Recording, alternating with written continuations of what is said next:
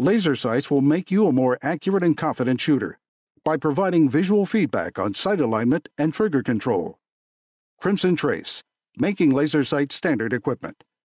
Learn more at crimsontrace.com. Hey, y'all. It's Tom Gresham's Gun Talk. Oh, look out. We're smoking.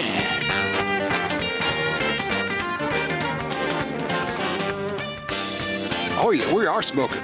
We're talking about guns and scopes and sights and ammo and all sorts of stuff. Obviously, we're going to talk about gun rights as well. We have to talk about that.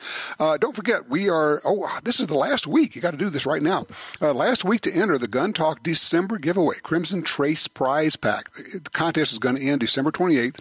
Go to guntalk.com/win, W-I-N, giving away a whole host of Crimson Trace stuff. There's CTS 1000, CMR 204, Railmaster Pro, Universal Green Laser, Sight and Tactical Light. I mean, it goes on and on. You can check it out. guntalk.com/win. That's W-I-N. I have said for years, you've heard me talk about this here, your state gun rights organization may be the most important group that you can belong to, because that's where things are happening.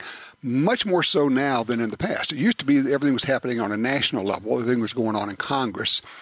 But, you know, the Bloomberg groups, the gun ban folks have figured out that they're not getting much through Congress, although they do have some big plans for this next session of Congress. But they've been moving into the states and doing things there. And one of the things I've been saying is that pay attention to the states where they are under attack all the time. I mean, you don't go to Texas, although they have good groups there. You go to California, New Jersey, Massachusetts, you find out where they have really been under attack, because the state gun rights organizations there really know how to do it. They are battle-hardened, if you will. Joining me right now to talk about that and an incredible document they just put out, Jim Wallace from the Gun Owners Action League in Massachusetts. Jim, welcome. Hey, welcome to the battleground state right up here in Massachusetts. You know, it's sad that the birthplace of liberty turns into the battle zone for our civil rights, but that's what it is up here now. Hey, Lexington and Concord, the first shots in the Revolutionary War, it was all about gun control then, wasn't it? Yeah, and unfortunately, it's come back around to bite us, and they've been working on it awful hard. But the one thing that's really been bothering us, other than where our civil rights are always under attack, is that they claim that Massachusetts gun control works because we have the second to lowest gun death rate in the country. And we kind of knew differently that something was up. How are they getting to these numbers? You know, why isn't the media challenging this? And we went to work, and we looked at a lot of different things. We looked at reports that come out from the Massachusetts Department of Public Health called the Injury Surveillance Program. We looked at the FBI Unified Crime Report. We looked at the Census, U.S. Census Bureau, and even though we didn't put it in there, we also looked at reports on poverty and their relationship to guns and drugs. And it was kind of astounding at what we found out, Tom, and the reason why they were able to say we have the lowest gun death rate. And that's how they put it. It's not, they don't use the term gun homicide rate because they'd be flat out lying. But they use the term gun death rate because that includes suicides and accidents, and we have an extraordinarily low accidental gun death rate in Massachusetts. We always have, even before these gun control laws were put in place. But the real key factor is the suicide rate. Massachusetts is one of those states that continually has a very low suicide rate with all types of means, whether it's guns, drugs, poisons, hanging. And it's because of our access to health care. It has nothing to do with gun control. And if you look at the places that have low suicide rates around the country, they have the highest level of health care anywhere you can find. The more rural you get, the higher the suicide rates go. And it just makes sense because you just can't drive down the street and try to get help, you know, if you're way out in the boondocks, as we say. And well, you know, Jim, let me jump in here because the point of all of this, and the reason that you guys started doing this, and it's the frustration we all share on this, is that the narrative has been taken over by the gun ban industry, and it is an industry.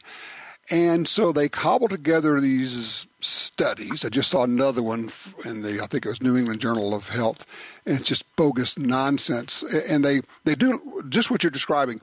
They'll combine suicides and accidents and homicides and even justifiable homicides, and they'll say that's all gun deaths or gun violence, even if it's a police officer shooting somebody who was murdering school kids.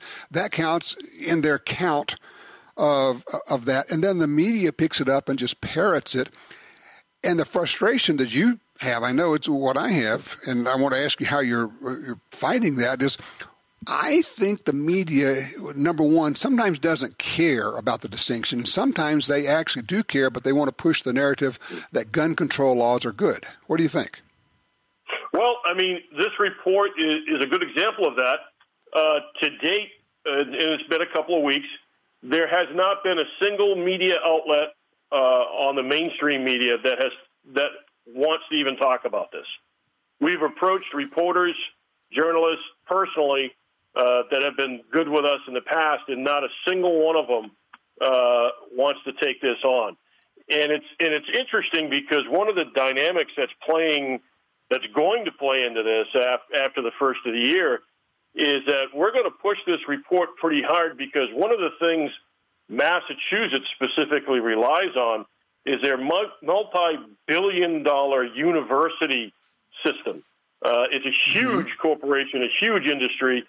And what we actually found out, Tom, was, according to the FBI, Massachusetts is the most violent state in the Northeast, and that includes New York and New Jersey. So you actually have to go all the way down to Maryland, which is D.C., to find a more violent state than Massachusetts. And FBI includes in that report murder, rape, robbery, and aggravated assault. And Massachusetts is the most violent state in the Northeast. As a matter of fact, I was at a meeting with some people just a week ago Friday, talking about violence and gun violence and a lot about suicide prevention in general, not just with guns. And one of the state reps said, well, one of the approaches is we have to get our northern neighbors to pass gun laws like we have. And I said, why in the world would they do that? Maine is, according to the FBI, is the safest state in the country, the most least violent state in the country. Vermont's number 2 and New Hampshire's number 3. Massachusetts is number 26. Why would they ever listen to you about what the laws are you're passing? So what do you say? Well, they just said, well, a lot of the guns are coming from there. Well, that's Massachusetts' crime problem. And then I had to explain to them the whole thing about how crime guns actually may not have been used in a crime, but that's a whole different subject. Yeah. Now let me just make sure people understand. You just put out this report a couple of weeks ago. It's called Massachusetts Gun Control Success, a False and Dangerous Narrative. The subtext on that, or subtitle, is Massachusetts gun laws are arguably costing lives. You said that when you contacted the media, all the folks who normally give you at least a fair shake, nobody wants to touch this. Did they tell you why? Most of them just said their bosses wouldn't let them do the story.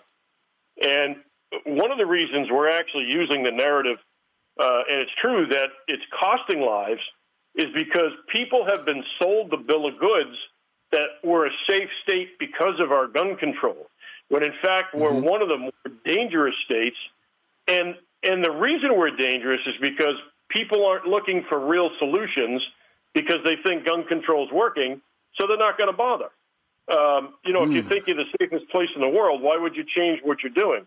And that's the narrative we need to change, is to get out there that, listen, what you're telling people is not only false, it's dangerous, because they believe they're safe because of your gun control. It's killing people. Is there any way can you get one of your friendly legislators to introduce this into the record in the legislature? I'm just trying to think of,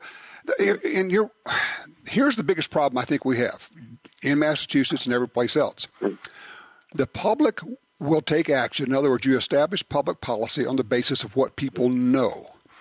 If one side of the argument is simply never told, it's actually blocked by the media and not allowed to go out there, then what they know is, in fact, demonstrably inaccurate at the very best. And the frustration is we can't, through the media. I mean, we've had media people tell us, look, it's a firing offense if we say anything positive about gun control. Literally, if we say positive things about gun ownership, it is a firing offense at our media outlet. That's unbelievable.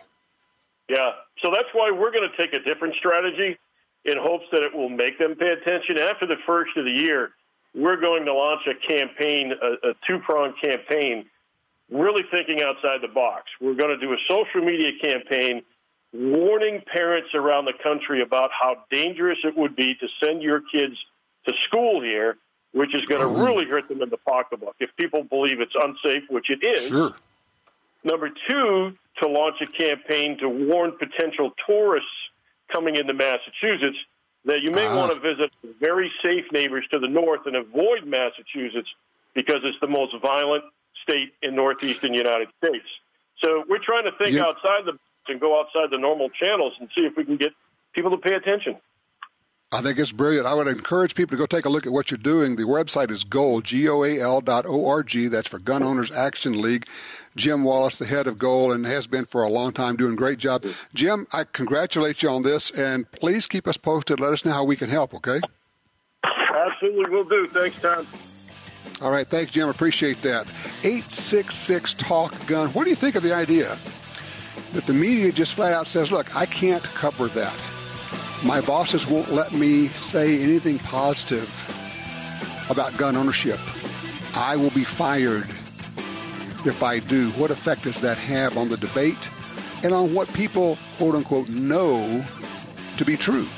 866-TALK-GUN.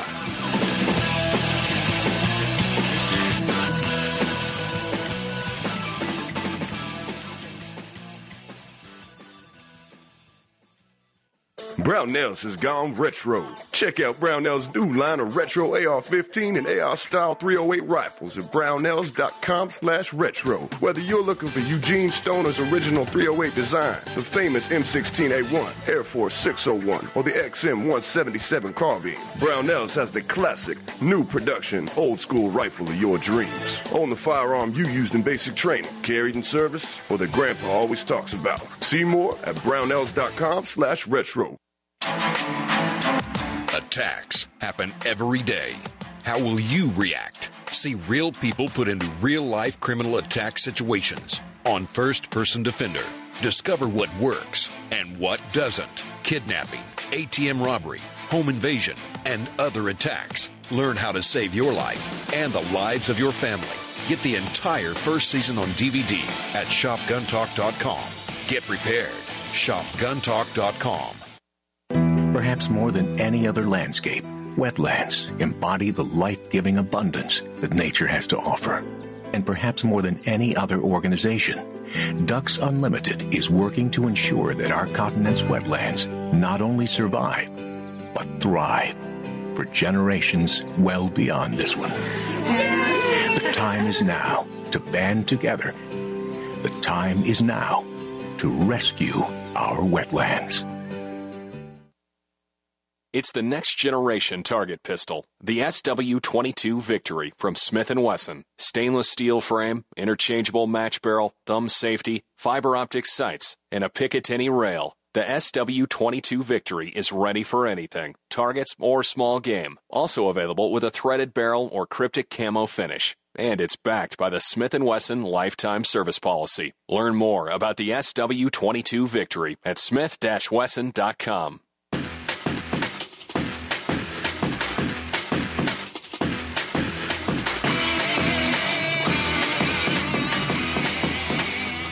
Hey, when do you want to spot that burglar? When he's casing your home or after he's in? Ask John.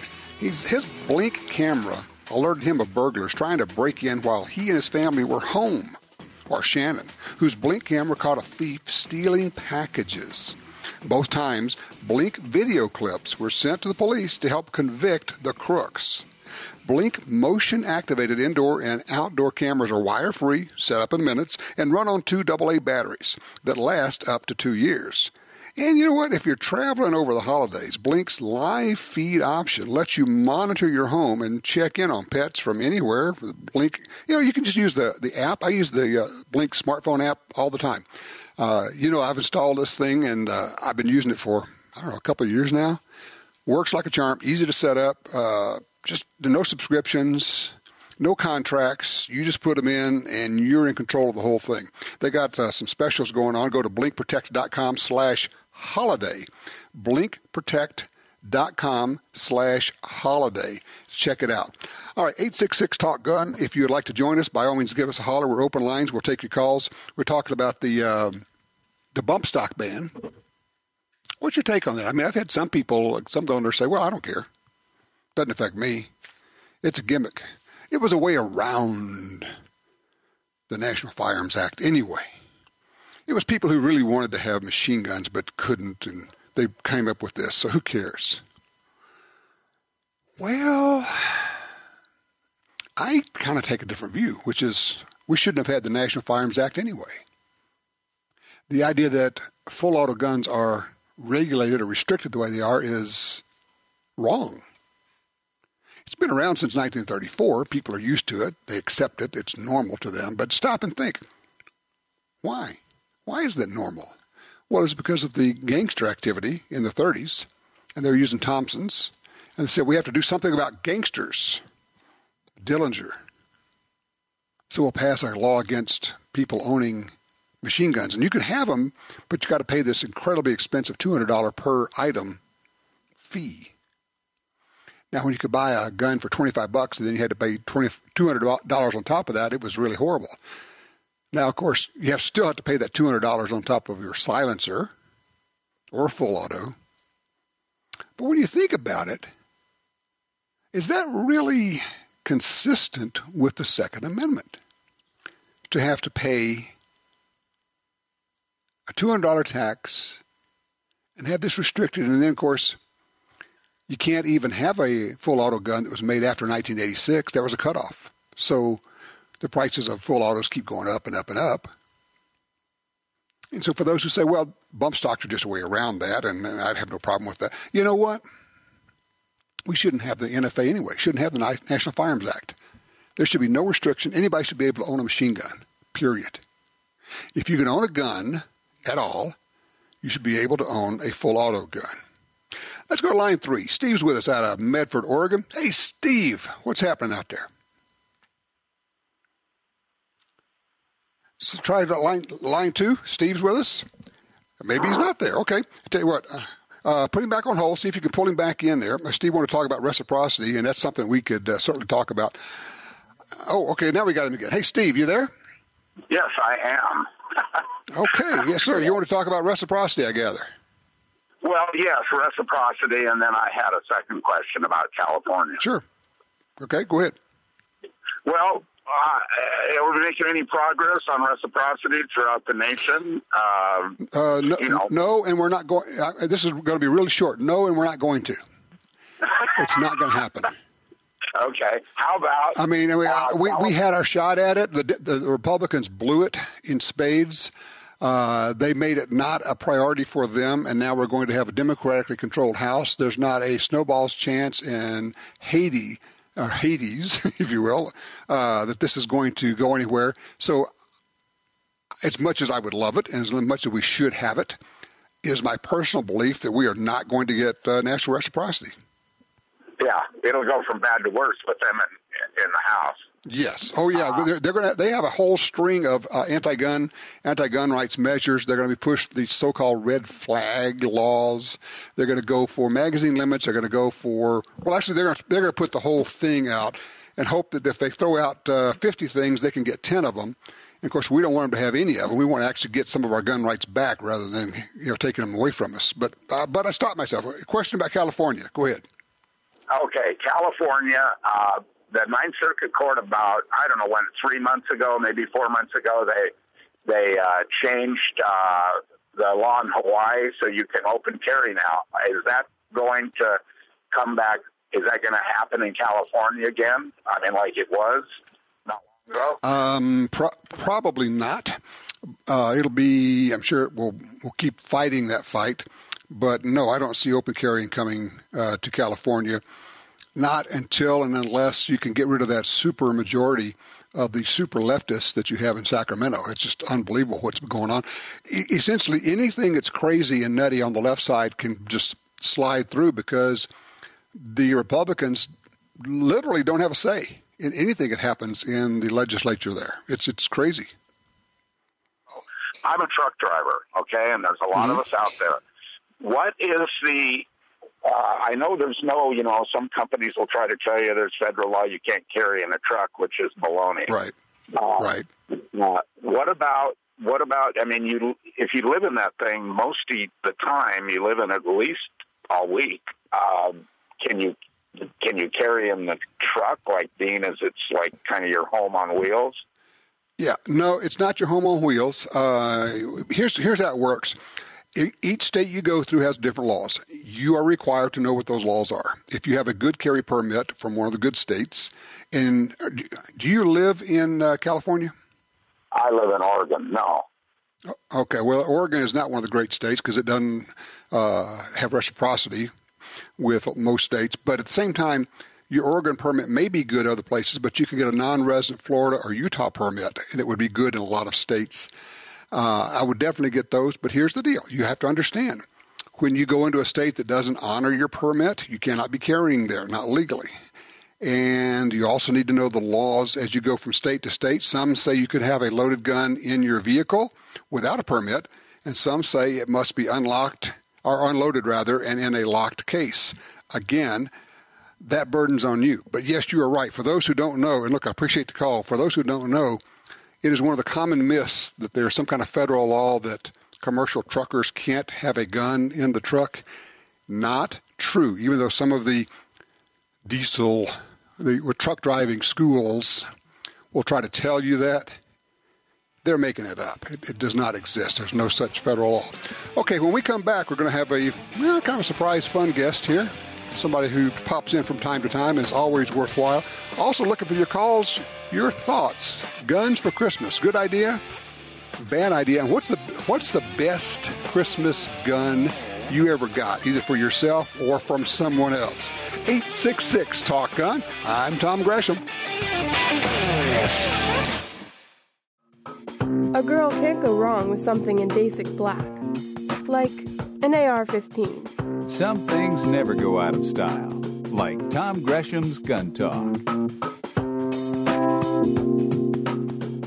And from the category of, I think what you say doesn't mean what you think it means, Ohio Republican governor, outgoing Republican governor, John Kasich, says he's a Second Amendment guy, but he's going to veto the latest gun bill, which would include permitting off-duty officers to carry concealed guns, placing tougher punishment on illegal straw purchases, because it would also have shifted the burden of proof in self-defense shootings. Because right now in Ohio, the shooter has to prove that he or she legally acted in self-defense.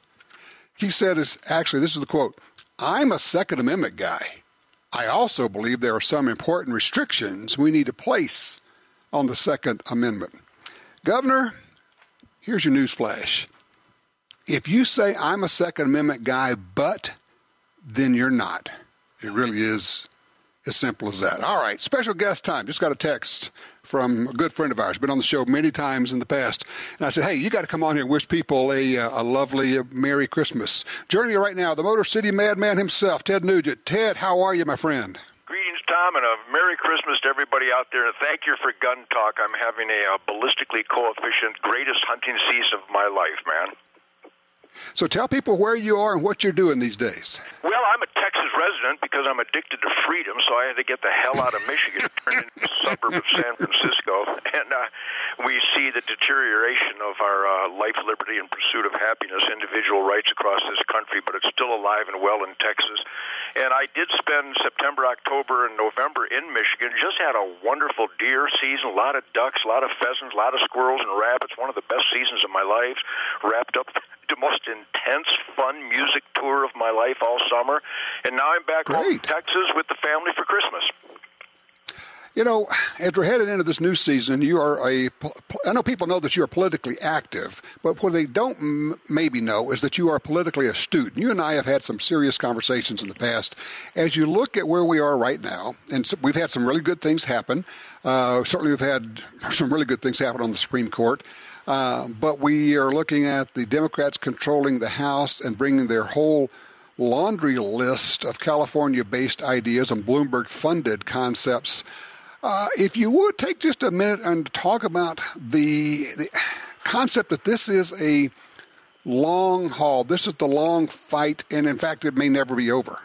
Well, number one, we in the Second Amendment community that know God gave us the individual right to defend ourselves, and the Founding Fathers wrote down the Second Amendment so it wouldn't be infringed, though it has been overtly.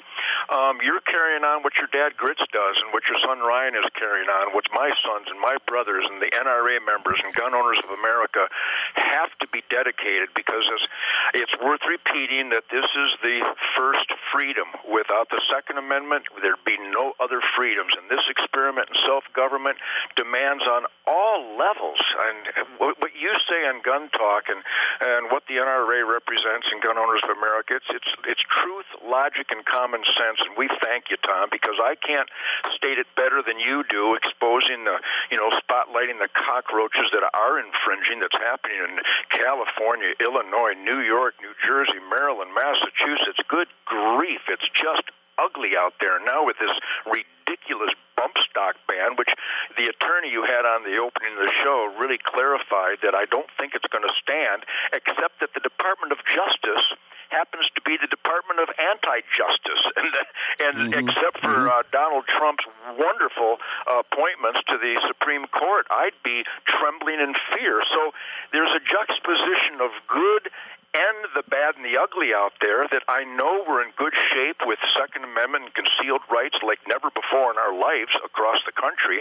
But until the Second Amendment is honored as an American right in all 50 states. I have the First Amendment in all 50 states. I should have the Second Amendment in all 50 states. So we beat our head against the wall, but we have to keep fighting. I do every day. I reward myself with backstraps and sacred time with family and friends and my wonderful music and the people I associate with. But it's a non-stop battle. I'm literally training my grandchildren to fight. Yeah. Toward that end of it being a nonstop battle, when people ask you, and I know they do, they say, well, Ted, what can I do? What can I personally do? What do you tell them? We've said it so many times before, and it does catch on to some degree, but not to the degree that it needs to. And that is, here it is Christmas. What better gift than a membership into the National Rifle Association, Gun Owners of America? That's the beginning, because if you're a member of the NRA, the enemy is in fear. If you're not a member of the NRA, Nancy Pelosi would like to thank you, but not just a member with a card in your wallet. You have to raise hell with your elected employees. I have a nonstop dialogue since about 1969 with every senator and congressman and governor and mayor and president, and they all know where the Nugent family stands, and that's why I'm considered radical, because I actually participate in this sacred experiment in self-government. But if you're not putting fear into the lives of your elected officials, you're not a good American. Well, and you do something else. You live this day in and day out, 365 a year, and that is the thing I keep telling people.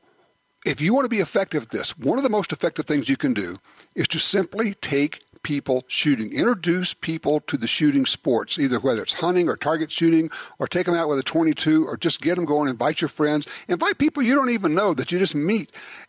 And I know you've done that in spades. You got the kids' camps that people don't even know that you have done. It's just amazing work that you've done. But when you start increasing the number of gun owners and people who understand what we're all about, all of a sudden we've just become more effective, don't we? Well, Tom, if the social media tycoons, they didn't expect it, but on my Facebook, I have almost 4 million Facebookers, and all you have to do is witness the unsolicited testimonial from the rock and roll fans that come on, and they love the Spirit of the Wild show, and they're aware of my Camp for Kids charity, where we, for For 30 years, Tom, we've graduated 16,000 children into the shooting sports and conservation, being clean and sober, being the best that you can be, pushing them to be NRA members and activists and earn your right to be we the people. But if you witness the unsolicited testimonials on my Facebook where people started out loving my music but hating the guns and hating murdering Bambi and that kind of silliness, now they've become hardcore hunters, and some of them own gun shops. So high energy and enthusiasm and passion and truth, logic, and common sense, it is the recruitment tool, but you have to preach it and run it every day at work, at school, at church, at the deer camp, at the barbecue pit, at the hardware store. It becomes the core of your life. 1960s, yeah. Yeah, it becomes the core of your life. Ted Nugent, thank you so much. I appreciate it. Merry Christmas to you and your family, my friend. Yeah, Godspeed. Backstraps forever. God bless America, Tom. Thanks for all you do. There you go. All right, you take care. All right, 866-TALK-GUN. We're talking about it. You make it part of your life. You make it an essential part of your life. Each day you say, what did I do for the Second Amendment? Did I talk it up? Did I talk gun safety? Did I talk gun rights? Did I talk self-protection? Did I offer to take somebody out shooting? Maybe that's your pledge for the New Year's resolution. Maybe we'll do an early New Year's resolution here. 866-TALK-GUN.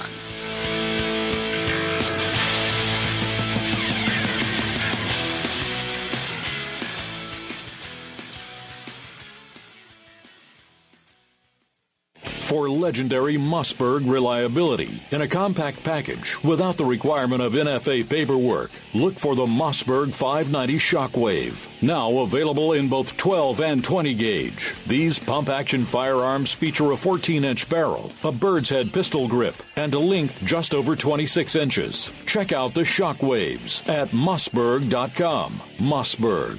American built, American strong. Arm yourself with Mossberg. Want great deals on guns, ammunition, and gear? Download the free Gundealio app today. With Gundealio, you can search for deals, listen to the Gun Talk podcast, watch gun videos, read gun news, and get notifications right to your phone about deals and special offers. Save money on the products you want from the companies you love. New deals, discounts, and rebates added daily. Gundealio, available for free in the App Store and Google Play.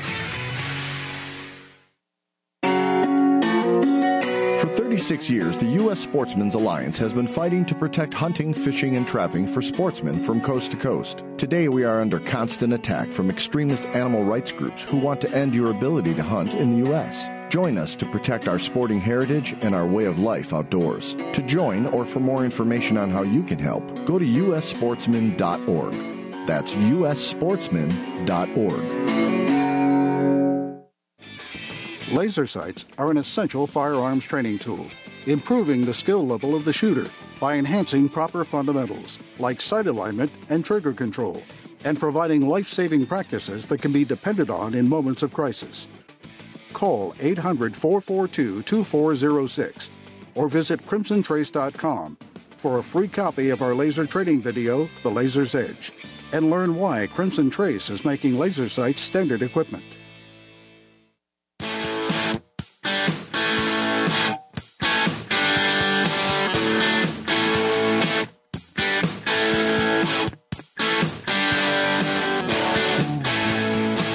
You've heard me talk about it an awful lot in the past. Let's have Franco talk about it. He's on line 1 out of Minneapolis. Franco, talk to me. What happened to you here? Hey, Tom, I don't care if there was a commercial break. I just followed the news. Anyway, I bought the belt. You know, I listen every week, and, you know, I finally bought a belt. And at first it wasn't, you know, like an epiphany because my EDC is the Glock 26.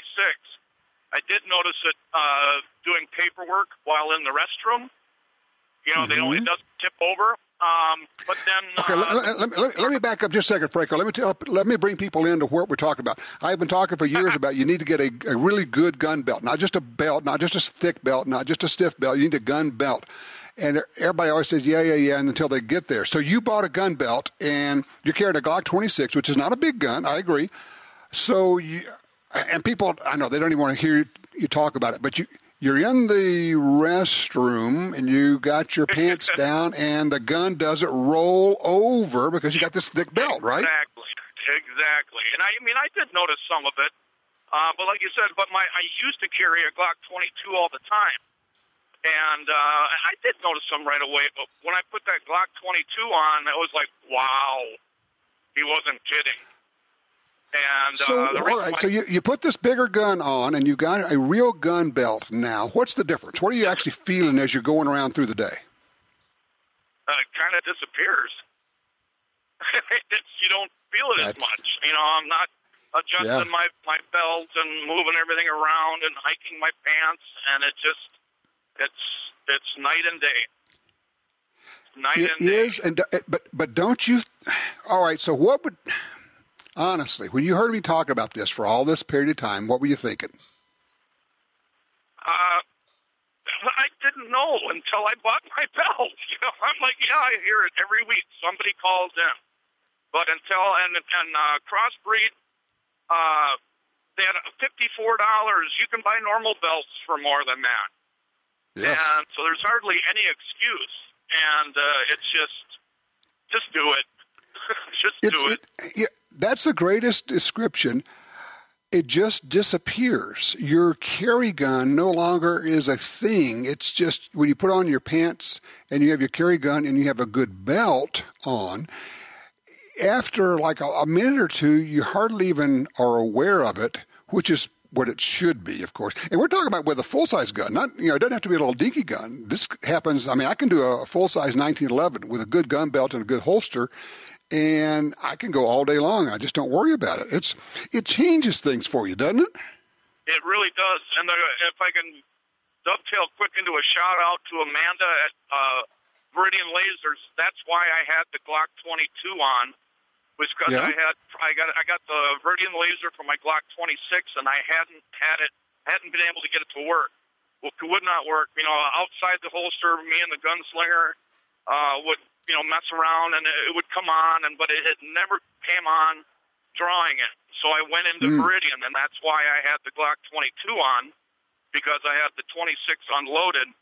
Well, they were great at Viridian, and I was there for probably 20 minutes. They gave me a free upgraded holster, and we've been talking, and Amanda, I just wanted to walk out.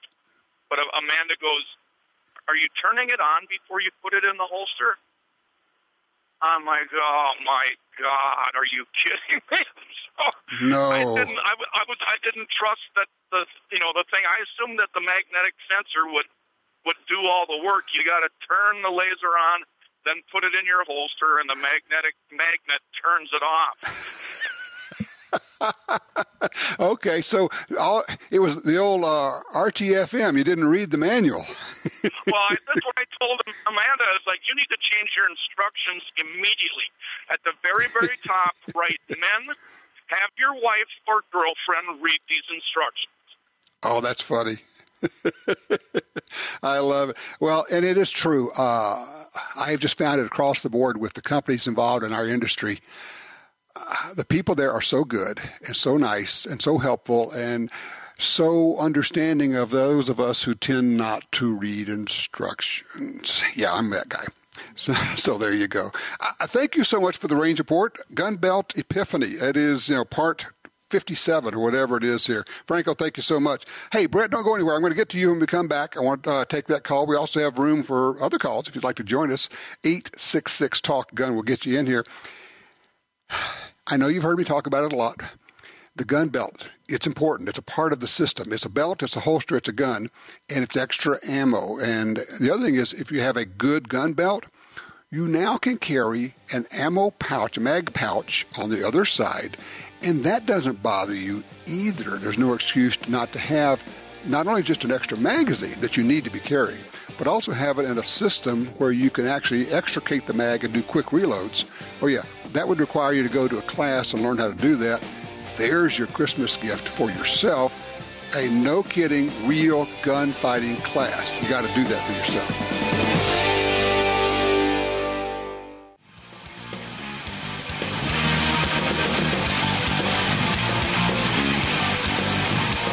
It probably will not surprise you that in New Jersey, where they have outlawed regular capacity, standard capacity magazines, anything that holds more than 10, they can go into a semi-auto. The maximum fine is up to $10,000 and up to 18 months in prison, which would make you ineligible to be a gun owner for the rest of your life. There are approximately 1 million gun owners in New Jersey. So how many of them have complied with the law and turned in their mags? Well, approximately, according to the research being done so far, 0. Absolutely no one. We'll see how this goes. I'm sure it's going to be appealed to the Supreme Court. We'll see what happens with that deal. 866 Talk Gun. Brett's with us out of Reno, Nevada. Line 3. Hey, Brett, bump stock ban. Talk to me. Yeah, so I wanted to get your opinion on this. Every time I hear someone talk about a bump stock and that ban, I laugh because I used to play paintball, and I wasn't as fast as the pros, but you'd see those pros go out there, and they'd shoot 15 balls a second. And, you know, I can't do 15. I might be around 10. But that's without a bump stock. That's without any stock on those guns. And when are they going to, you know, realize that it's not about the stock, it's how fast you can squeeze the trigger? Well, it's a great question, and it really opens up the conversation to what's really going on here. To your point, for those who don't know, a bump stock, all it does is it resets the trigger more quickly and sets it up so that the rifle is bouncing back and forth, but you're still pulling the trigger for each shot. It doesn't go off when you just hold the trigger back. So by definition, it's not full automatic if you have to pull the trigger each time.